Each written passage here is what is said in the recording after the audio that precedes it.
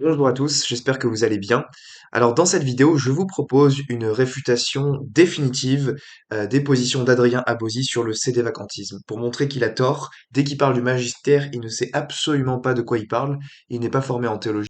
Si vous écoutez Adrien Abosi, il vous dit sans cesse, le magistère de l'Église est infaillible en matière de foi et de mœurs. Le pape ne peut pas se tromper quand il enseigne dans son magistère sur la foi et les mœurs. Ça, c'est faux. C'est faux et je vais vous le démontrer dans cette vidéo qu'il y a des critères spécifiques à l'infaillibilité. Restez bien jusqu'au bout parce que je vais vous donner vraiment toutes les sources à examiner. Je vous les afficherai à l'écran en toute transparence.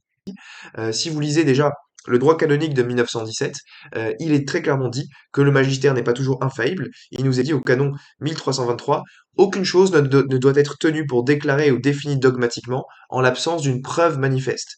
Donc le code droit canonique de 1917 exige qu'une preuve soit manifeste pour qu'un enseignement soit considéré comme dogmatique ou comme infaillible. Il n'est évidemment pas question d'un simple passage dans une encyclique.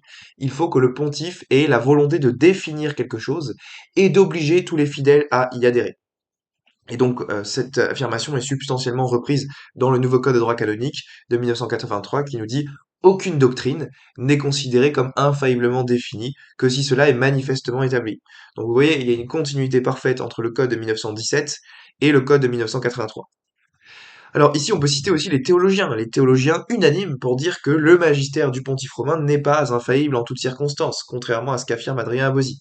On a par exemple Franciscus d'Icamp, qui est un grand théologien catholique allemand, qui a vécu à la fin du 19e siècle, début 20e siècle, qui a été professeur de théologie dogmatique à Münster, et qui nous dit ces actes non infaillibles du magistère du pontife romain n'obligent pas à croire et ne postulent pas une soumission absolue et définitive. Mais il est du devoir de chacun d'adhérer d'un assentiment religieux et intérieur à de telles décisions, en tant qu'elles constituent des actes du magistère suprême de l'Église et sont fondées sur de solides raisons naturelles et surnaturelles. L'obligation d'y adhérer ne pourrait prendre fin que dans le cas rarissime où un homme, apte à juger cette question, après une analyse répétée et très fouillée de tous les arguments, parvient à la conviction qu'une erreur s'est glissée dans la décision.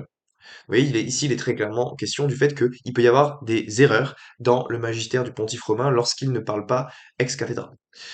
On a aussi Bénédicte Heinrich Merkelbach, qui est un théologien moraliste dominicain, qui a enseigné à Louvain et à Rome, pareil, fin 19e, début 20e siècle, et il nous dit quand l'Église n'enseigne pas avec son autorité infaillible, la doctrine proposée n'est pas de soi irréformable. C'est pourquoi, si per accidens, dans une hypothèse qui est vraiment très rare, après un examen particulièrement attentif de la question, quelqu'un voit qu'il existe des motifs très graves pour refuser la doctrine ainsi proposée, on serait en droit, sans tomber dans la témérité, de suspendre son assentiment intérieur.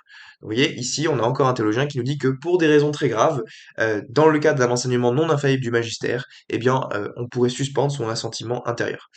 On a aussi le théologien jésuite italien Domenico Palmieri, qui a écrit fin 19e siècle, début 20e siècle, et qui est l'auteur du Tractus de Romano Pontifice, qui nous dit il s'agit également de savoir quel type d'obéissance est due au pontife romain qui enseigne quelque chose sur la doctrine de la foi ou qui s'y rapporte lorsque cela n'est pas défini ex cathedra, et de quel type d'obéissance est due aux sentences doctrinales des congrégations des cardinaux.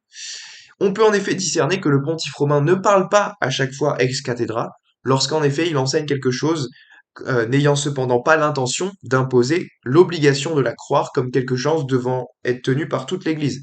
S'il ne signifie pas qu'il le veut, alors on ne dit pas qu'il parle ex cathedra, même s'il parle sur une doctrine qui touche au sujet de la foi et de la morale. Donc vous voyez ici, ce théologien vous dit que il peut y avoir des cas où le pape enseigne des choses sur la foi et la morale, mais s'il ne parle pas ex cathedra, avec la volonté d'obliger toute l'Église à y adhérer de manière définitive, alors il n'y a pas d'infaillibilité. Il nous dit la certitude de l'infaillibilité n'existant pas, on remarque que l'erreur n'est pas impossible et on remarque donc qu'il est possible que le contraire soit vrai.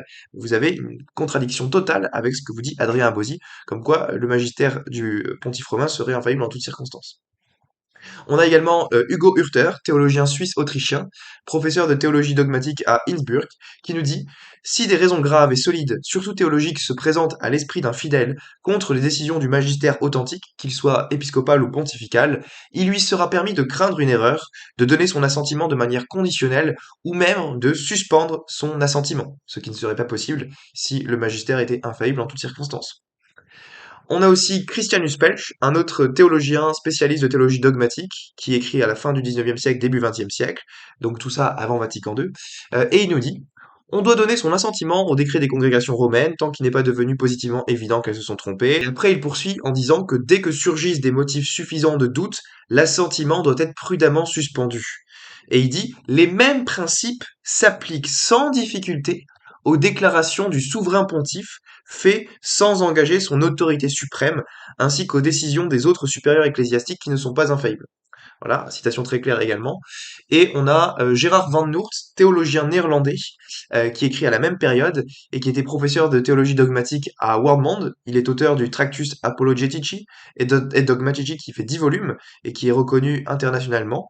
Et ce fameux théologien néerlandais nous dit très clairement: il peut être utile d'ajouter quelques points concernant des opinions purement théologiques, des opinions relatives au pape lorsqu'il ne parle pas ex cathedra. Tous les théologiens, je répète, tous les théologiens admettent que le pape peut commettre une erreur en matière de foi et de morale lorsqu'il s'exprime ainsi, soit en proposant une opinion fausse sur une question encore non définie, soit en différant innocemment d'une doctrine déjà définie. Les théologiens ne s'accordent pas toutefois sur la question de savoir si le pape peut devenir un hérétique formel en s'obstinant dans une erreur sur une matière déjà définie. L'opinion la plus probable, suivie par Suarez, Bellarmine et bien d'autres, soutient que de même que Dieu n'a jusqu'à ce jour jamais permis qu'une telle chose se produise, il ne permettra jamais qu'un pape devienne un hérétique formel et public. Néanmoins, certains théologiens compétents concèdent que le pape, lorsqu'il ne parle pas ex cathedra, pourrait tomber dans l'hérésie formelle. Vous voyez? Est-ce que Adrien Abosi serait d'accord avec ce théologien Gérard Van Noort sur cette question? Je pense que la réponse est claire.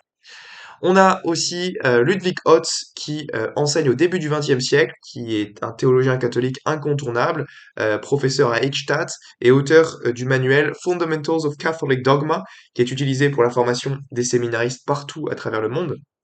Et il nous dit: en ce qui concerne l'enseignement doctrinal de l'Église, il faut bien noter que toutes les affirmations de l'autorité enseignante de l'Église sur les questions de foi et de morale ne sont pas infaillibles et par conséquent irrévocables.